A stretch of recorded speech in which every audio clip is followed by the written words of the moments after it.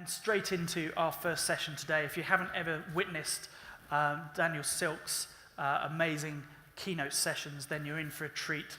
But Daniel, if I can ask you to come up to the stage and wow us, please. Thank you very much. Jumbo. Hello, everybody. Hello, it's a nice long stage. I can walk all the way down the side and get excited by everybody on this side as well. Thank you very, very much, Matthew. Thank you, Bench Events, for inviting me to come back and give you a brief journey of macroeconomic and political highlights of Africa. It's a big topic to cover in about 30 minutes. In fact, it's an impossible topic to cover in 30 minutes, so I hope you will enjoy the pace that is necessary to do this justice. I must just say I'm delighted to be back in Nairobi. I'm delighted to see the development here in Nairobi.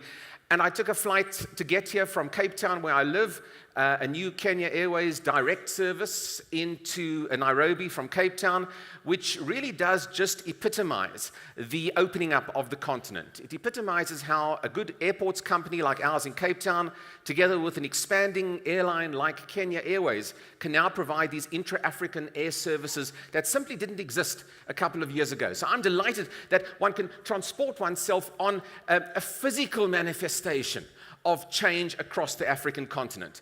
But talking about Africa is not just talking about Africa. And talking about the current economic concerns, challenges, opportunities on the continent demands also some attention to what's happening in the outside world, my friends. Now, I must tell you, I'm not part of Bench Events. I'm a consultant. I can do what I like, more or less, on stage. They might never invite me back. But it is important to look at some of the big global issues that are affecting Africa and, for that matter, the world right now, particularly for us in emerging economies or perhaps even in frontier economies, of which many of the African economies really are regarded as frontier economies. It's not just, of course, in the United States, where there is a degree of disruption. There's a degree of concern in the United Kingdom as well about the after effects of Brexit. There are opportunities for Africa as a result of the leave, which perhaps will occur at the end of March. We'll perhaps mention some of those a little bit later. But there is disruption in the air. There are geopolitical risks that affect just about everyone everywhere. And certainly we are not immune to this on this continent. Coming from Africa, although sometimes we in Cape Town think we're something else, by the way, not quite Africa, but coming from Africa, for us, we are all aware of sort of a traditional African proverb. When elephants fight, as the old proverb goes, it's the grass that suffers. And who are the elephants at the moment, in a sense, who are fighting? These are the elephants that are fighting. The United States and China locked into something of a, you can call it a trade war. I prefer to call it some sort of trade spat. It can manifest itself in a much greater trade conflict, which can engulf many parts of the world. It does also create a degree of concern and instability as smaller economies get locked into this vortex of conflict between these big two global superpowers, and the two key global superpowers really for all of us to watch over the course of the next while. So there is global concern and global risk, but at the same time, when you move across the African continent, you see immense change happening. Some of this change, of course, is on the drawing board. That's New Cairo, by the way, on the top of that screen. That's proposed developments in Dakar, Senegal. Very nice drawings. Let's hope I live long enough to see some of these important changes. Even in Nairobi, we are seeing the development. Look, there's real development here. There's also proposed development in Nairobi. In Rwanda, we've seen tremendous improvements there as well. In Addis Ababa, new overground transportation systems. This is a continent that's adapting and changing very, very quickly, and it's new and it's fresh. And that's why the investors are coming to this continent. I get very excited about Africa. But of course, there are challenges as well. I get excited about the new transportation networks that exist, certainly in Ethiopia, here, of course, in Kenya as well. Yes, there are issues relating to the finance, I must say, of some of these developments. Yes, there are issues relating to the heavy involvement of the Chinese in particular, and I'll come back to that in a little while. But the infrastructure story is ultimately what what will make or break this continent in terms of delivering, not just to you as investors, because you are part of the equation. The key issue is to deliver to the people, to deliver to the millions who will clamor for jobs going forward. We are seeing this global interest in the continent. Yes, the Chinese are here, but everybody else has been coming in. The Indians, the Turks, Monsieur Macron from France. I love some of these photo opportunities that some of these leaders have when they come across the continent. Love it. And some look more relaxed and some look more awkward, by the way. There's Mrs. Merkel coming in from Germany. Of course, I must just say, and I can say it in jest, my favorite visit of any leader to Africa recently was, of course, and you know, as something of a political animal that I am, I can't get enough of watching this particular video, mainly because she makes me feel so good about myself. But there you go. The interest is remarkable on the continent. Now, I have to say, there are all sorts of different players who are maneuvering themselves into investing on the African continent. The chart on the screen is a little bit small, not really ideal for you, but it gives you an idea of who are the really big investors who've increased their investment onto the African continent just in the course of the last 7-8 years or so. The guys who are coming in, it's not just China. So we shouldn't just see this as a China play or China interest. The Russians are coming in, the Thais are coming in, the Turks, the Mexicans, the Indians, and indeed the Qataris and the Saudis as well. Gulf investors, very, very big. It's interesting to see on that particular chart, and if it works, I've just highlighted it there. You can see that the United States has been a laggard when it comes to big ticket investments into the African continent. We seem to be off the radar screen, at least from an infrastructure point of view for the United States. That may well change over the course of the next while, but the US certainly has relinquished to a degree its ascendancy in dealing with Africa as all of these other nations look to find opportunities. And indeed, when you go across the continent and you go to a city like Accra, you see the involvement and investment of other nations. The Philippines are investing. The Turks have invested in that big interchange in Accra. It's not just a China play, for that matter. But Africa, of course, finds herself now in an important strategic player geopolitically in the world. At the United Nations, African countries' votes are being courted. And indeed, I think the big global power plays between the United States and China will end up in terms of getting those votes on contentious issues into the future. And a contentious issue into the future will be activities in the South China Sea. So yes, there's Chinese investment on this continent, and I would welcome it, but watch out for some of these issues coming back to bite all of us when it comes to some of the big geopolitical issues that we will all face. Certainly there's interest in Africa for security reasons, and there we see the United States expanding her role in terms of a military and strategic and intelligence role across the continent. Yes, the Gulf states have come in big time. They've come in to secure their positions. They've also come in for food security issues as well. The big global power plays also still occurring on this continent. And we could well argue, if we wanted to be a little cynical, which I'm allowed to be, I must tell you, that many of the global leaders who've come in here over the course of the last few months or so have been worried about migration, have been worried about this push of people from Africa across the Mediterranean. And it is therefore in their interests to invest in Africa to keep these economies ticking over, to prevent that kind of migration in a Europe that's becoming more and more concerned about issues relating to immigrants and migration in general. So Africa is indeed now a lot more important. It's on the front burner of all of these big issues. What about the economy? Well, the global economy itself has ticked over quite nicely over the course of the last year or so, but the new projections, and again, you can't see it too clearly on the chart, but the new projections coming through for next year, and this is from the OECD. We expect the IMF to come out with similar projections next year, which simply show that global GDP probably now is as good as it gets. And we are expecting a slowdown in most of the world, including the United States, in the course of the next 12 to 18 months or so.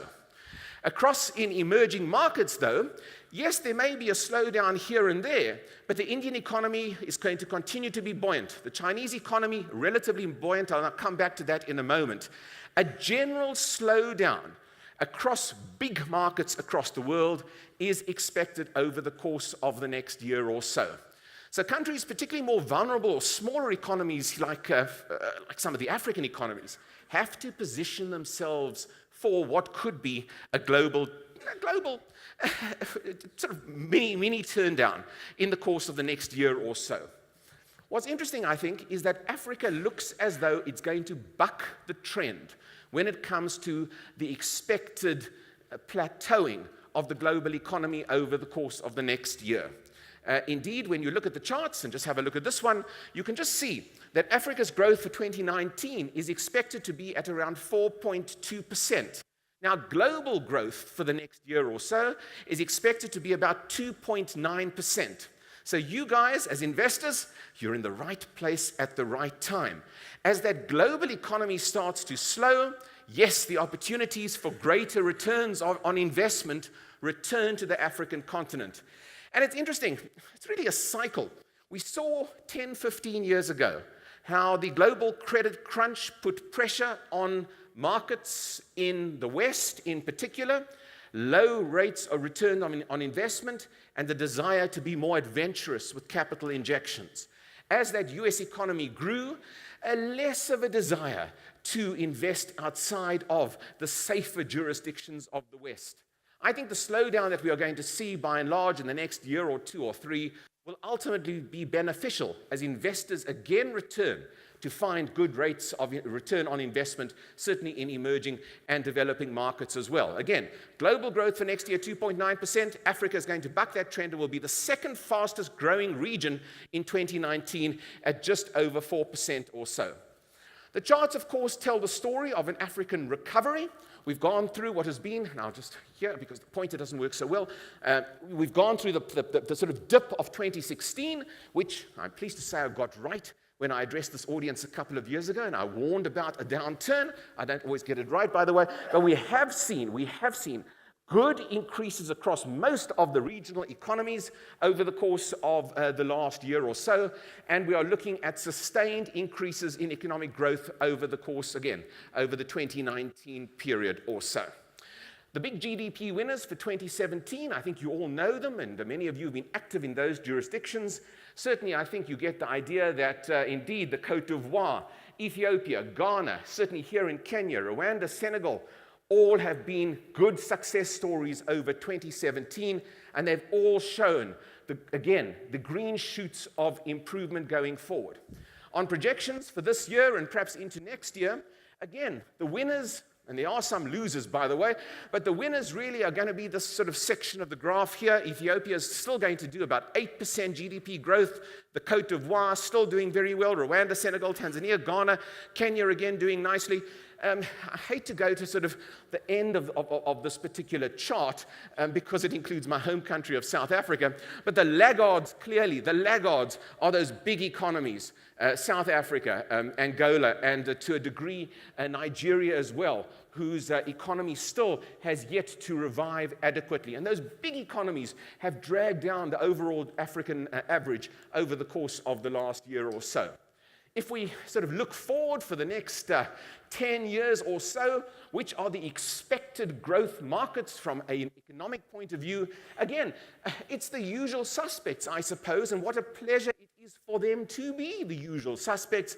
Ethiopia, Rwanda, Mozambique expected to very well if it can harness those natural gas deposits. It could propel that country.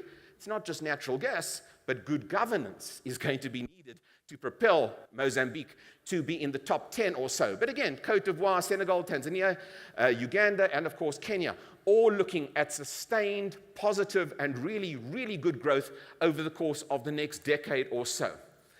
I'm a political animal sort of at heart. I like to see political change, for better or for worse. If it's for worse, I get more work, by the way. If change is for good, nobody ever wants to hear about good change. But here's the good change on the continent. a new crop of leaders are starting to challenge some of the old ideologies that have pervaded on this continent and elsewhere in the world for that matter. In Ethiopia, we see a move to begin a public-private participation process that could be quite dramatic in enhancing value in that country going forward. In Angola, a country, if I might say, that has been historically a Marxist country, now we see efforts to begin a process also of privatizing many of the ailing state-owned enterprises in that country again. And with a high oil price on global markets, Angola once again can become, I think, a fashionable destination. Here in Kenya, a model, in a sense, of what happens when you have two conflicting major political forces who manage a handshake and can manage their own particular conflict. And this is what stability is all about. That's what confidence is all about. Long, may I say, may that handshake last in that fashion. But that indeed is what has put this country back on track. And those of you here certainly understand the improvements in sentiment towards Kenya over the course of the last year or so. In my home country, in South Africa, a tough job for our new president, Cyril Ramaphosa. He's got ghosts from the past to deal with, I might add, and he's got a state that in many cases is quite dysfunctional. And, Ramaphosa is a little bit like the Ethiopian leader. When you are a reformer, when you want to change, wow, do you face uphill from those who have vested interests, from those who feel as though they're not going to enjoy the benefits that they have enjoyed over the course of the last while. And that, of course, puts South Africa, at least I think for the moment, on pause as Ramaphosa attempts to extract what he can and gain, in a sense, a power base within his own political party. I used to show pictures of the African continent, maps, and I do love maps. I've always shown maps in all my presentations. I used to show a map of just how big Africa is and how you can fit the whole of the world onto the African continent. I tend to like this map now because I think this map is almost, probably even more important because it's a people-centered map. It's not a size-centered map, it's people. Just look at those populations. Those are the current populations of the African continent right now. Kenya, of course, 51 million people on this, in this country. Angola, 30 million people. I mean, the population of Kenya, almost twice that of Australia, if you put it in global terms or so. This is going to be the biggest challenge for Africa going forward. Yes, Africa is what we call the second supercontinent in terms of population growth until 2100 or so. 1 billion people over the course of the next 30 years or so are going to be urbanized across this continent. The test for this continent is how to keep those 1 billion people in relatively comfortable settings, be it job-wise, be it social services, and how do our cities also contribute to the creation of capital and indeed growth in various markets. In the next 10 years alone, the population of Lagos and Kinshasa are going to be around 18 million, 15 million or so. I mean, remember, London has a population of 7 million, 8 million or so. If you take the big extended picture, Kinshasa already double the size of a city like London in population. The figures become more astounding. By 2050, 37% of all global births will be on this continent. 37%. I should dispense with everything else and just put up that slide for all of us to ponder on all sorts of issues. The plus side of all of those births and young people is that there will be workers. The workers of the future are going to be centered on this continent as long as there is work for the workers to do. And that is the real challenge. The real challenge is creating new jobs. Between now and 2035, Africa will need to create about 18 million new jobs every single year just to keep pace with the rapidly growing population of this continent. That's nearly 50,000 new jobs daily just to maintain current levels. It's a frightening statistic. And sometimes it's almost too big a statistic to really relax about. The challenge in this industry will be to take some of those potential jobs for you to be at the forefront of adding to that, along with other key industries into the future. What can Africa get from what's happening in the outside world? How does Africa, for that matter, begin to address this issue of creating jobs? Well, changing conditions globally can help the continent. Already today, Chinese wage labor costs have risen and risen substantially, and that means that companies, corporations, will be looking for cheaper manufacturing jurisdictions across the world. Africa, indeed, being one potential one. Here, I'll take you into a factory, a shoe factory in Addis Ababa. It's a Chinese factory, and it employs thousands of Ethiopians in fairly low-wage clothing or textile or shoe production. As jobs move, and jobs are likely to move from China to Africa, this will probably become more prevalent. And it's one of the reasons why China and other economies have been interested in Africa. They know where the workers of the future are going to be, and they know that this is a positive potential job creation. It's a win-win for both countries or both jurisdictions. As Ethiopia has been able to harness this kind of job creation and have diversified the economy, which is very important as well, that country's graphs, it's so nice to look at a country where graphs go up. I come from a country where graphs just keep on going in the wrong direction.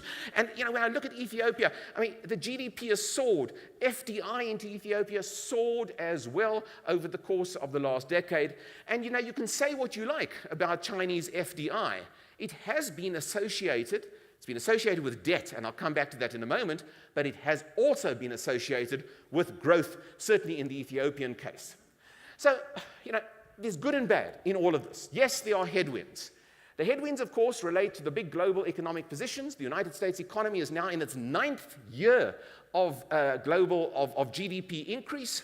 That tide will turn, and no doubt there will be ongoing effects of both currency wars across the world and also of trade protectionism that we see, which can dampen in the short term the economies of the developing market. You in Kenya, for us in South Africa, and for many other non-oil exporting nations, the price of oil at $80 to $100 a barrel has a dramatic effect on one's economy. We're all in the same boat, in a sense, on this issue, but it's been exacerbated by a strong US dollar. And that cycle of the strong US dollar also together, almost in a perfect storm for some of our emerging and developing economies going forward. I suspect that cycle will change, certainly in terms of the US dollar, as the US economy begins to plateau in the course of the next 18 to 24 months. It could plateau a little earlier, depending on some of the economic shenanigans, political shenanigans that are occurring in Washington at the moment. For many emerging market economies, of course, we have been reliant upon commodity exports. Commodity prices also depressed, partially as a result of a stronger US dollar, again, affecting some of our markets going forward. And investors in many parts of the Western world, to use that particular term, have not been that keen to invest in emerging markets. They've seen higher interest rates in the United States. They've seen a growing economy make those jurisdictions that bit more attractive for investment.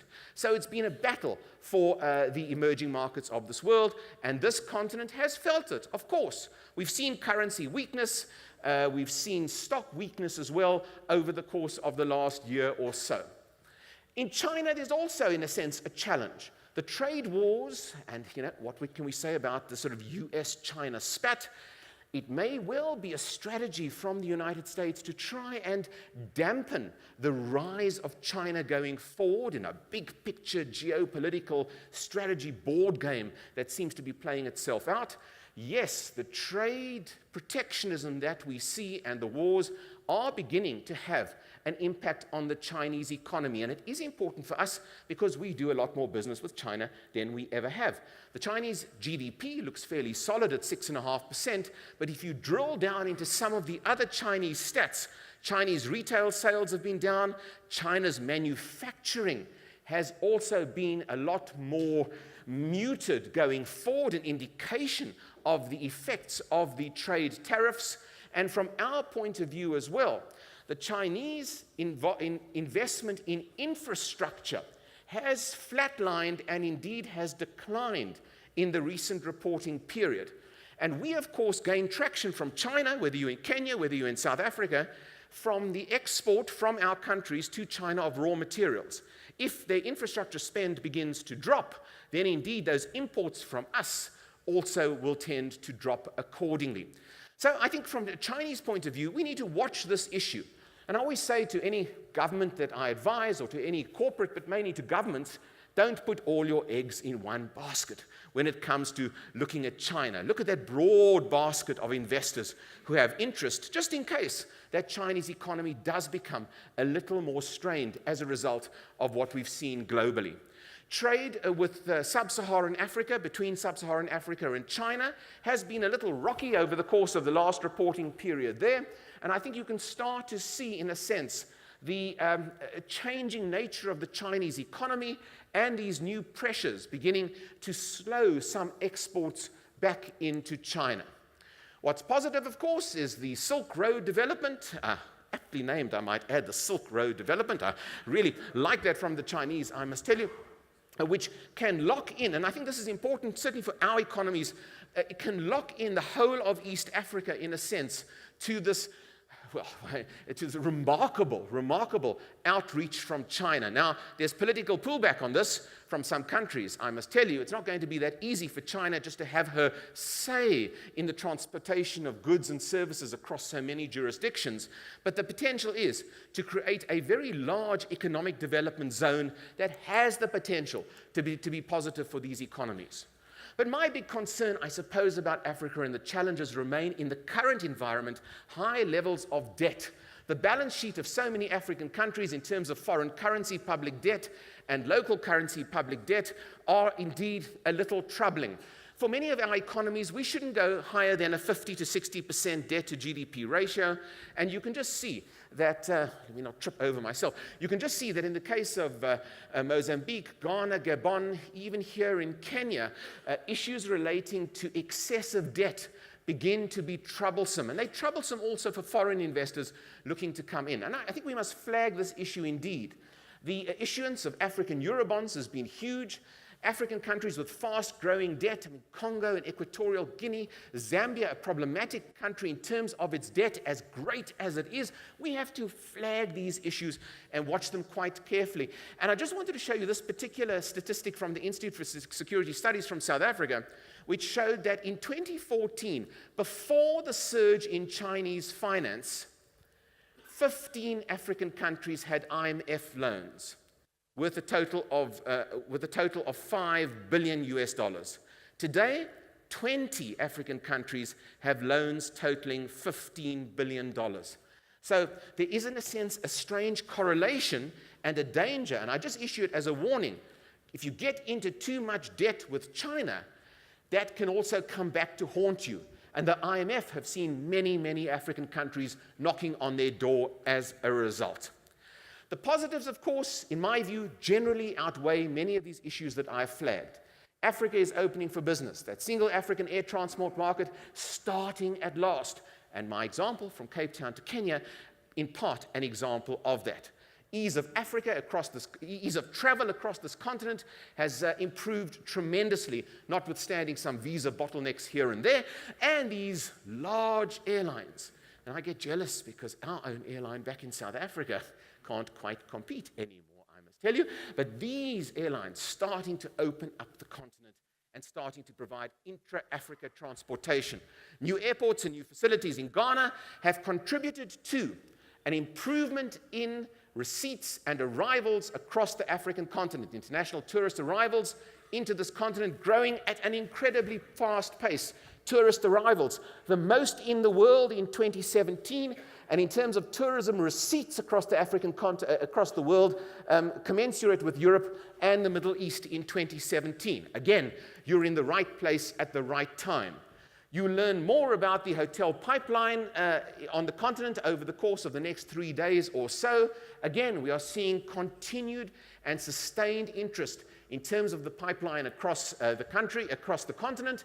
And indeed also, in terms of the top 10 markets for hotels, hotel pipelines, yes, Egypt, Nigeria, yes, a little drop-off in the course of the last year or so, but great progress in terms of hotel rooms and keys in Ethiopia, even in South Africa with a slumped or at least a static market or so, and across so many other jurisdictions again, particularly Cape Verde, where they have some of the biggest rooms in room size on this continent, I believe, and of course here in Kenya as well.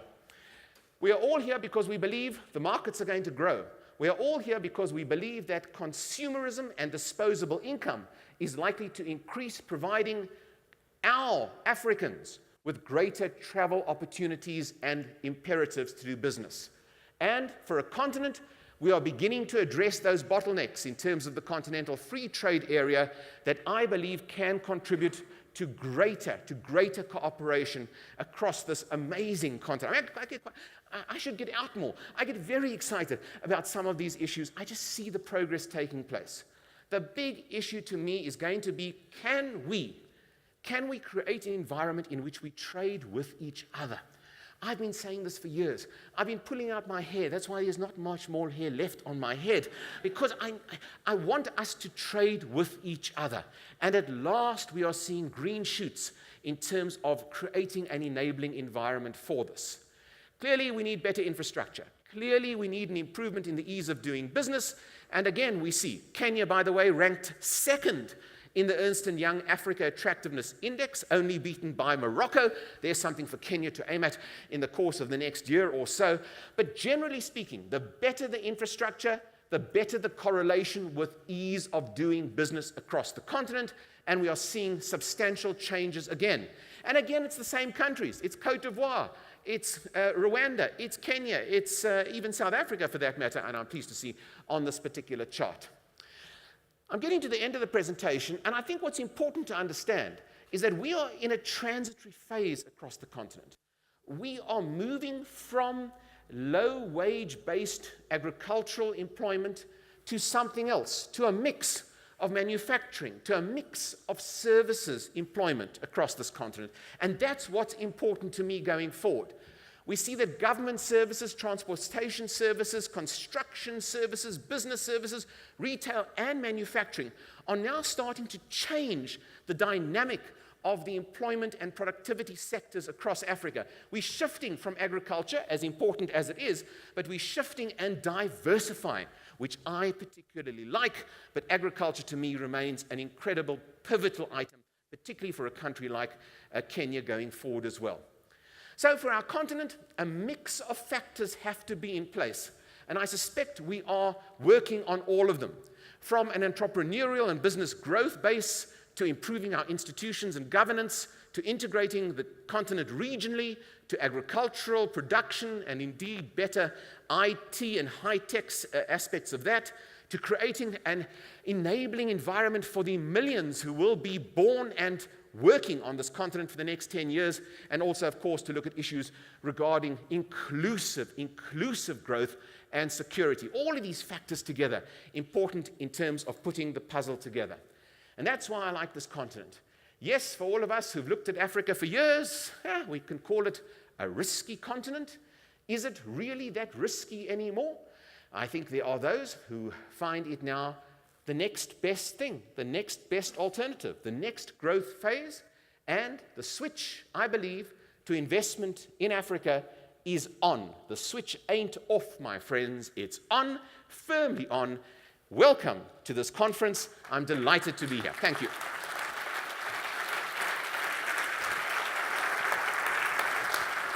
Thank you, Daniel. Thank you so much. Thank you, Daniel.